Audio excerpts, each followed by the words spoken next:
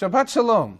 It's Ruben Ebrahimoff, the Haftorahman. This week's Haftorah is Parshat Pekudei, and in it we see the dedication of the Mishkan, and now in the Haftorah you have the dedication of the Beit HaMikdash by none other than Shlomo HaMelech, King Solomon, the wisest man that ever lived, the son of David HaMelech, the author of Kohelet, Mishlei, and Shir HaShirim, the author of Proverbs, and the author of the Song of Songs, and the author of Ecclesiastes.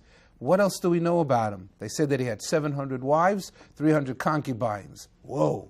He lived till the age of 52.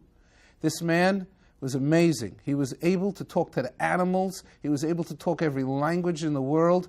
He was wiser than anyone. And when Queen of Sheba came to visit him, she only had one thing to say, and that is, you are far wiser than your reputation. I am greatly impressed. And that this man was appointed to be in charge of the dedication, the building and the dedication of the Beit HaMikdash. So obviously the story takes place when he's about 23 years old. He's been building the Beit HaMikdash for 7 years, and now everything was completed, and the dedication comes. Az Yakel Shlomo Ziknei Yisrael El Kol Rashei Hamatot Nisei Avot. So he gathers all the leadership of the Israelites, of Bnei Yisrael, in Jerusalem, and now they're going to lift up the Aron HaKodesh with the luchos inside of them. They were resting in a tent by the side of the Beit HaMikdash area, and now it's going to be brought up to the city of Jerusalem, into the Beit HaMikdash. Vayikalu ad HaMelech Shlomo Kol Ish Yisrael V'yerach HaEitanim.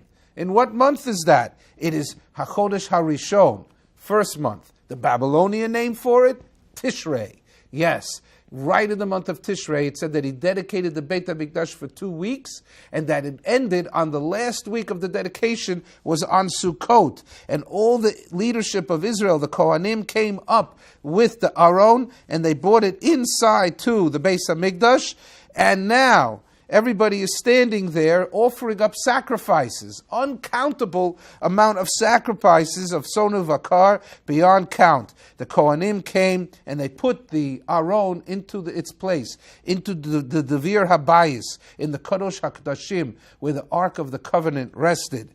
And now the Kruvim, the cherubic angels that had their wings spread on top of the Aron HaKodesh, it talks about them that they were on top of the Aron HaKodesh, and that the poles that also they carried it on were resting inside of the Beis HaMikdash. And the only thing that was inside of this box, this acacia wood box, was the original luchos that was smashed.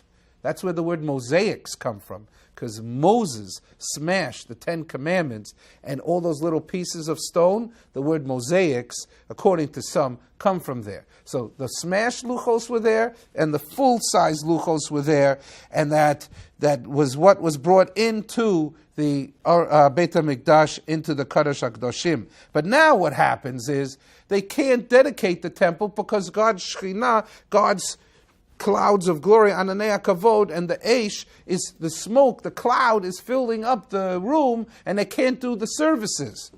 So what happens? Shlomo starts praying, and he's saying Tehillim. Yes, the paragraphs his father, David HaMelech, wrote half of the book of Tehillim, and he's praying, and he's saying Tehillim, and he goes down on his knees, and he prays with his hands up, 2 things we don't do anymore, because some other religions have borrowed these from us, and we want to differentiate how we worship God. And that, as the story goes, that there was some doubt that whether David HaMelech ever sinned, and was he forgiven by God. And then the story says, the Haftorah says, it says that Shlomo HaMelech said, in the name of my father, David HaMelech, King David, the one that has been forgiven by God for what he's done, I pray that the smoke clears out of the room so we can begin worshiping in the temple.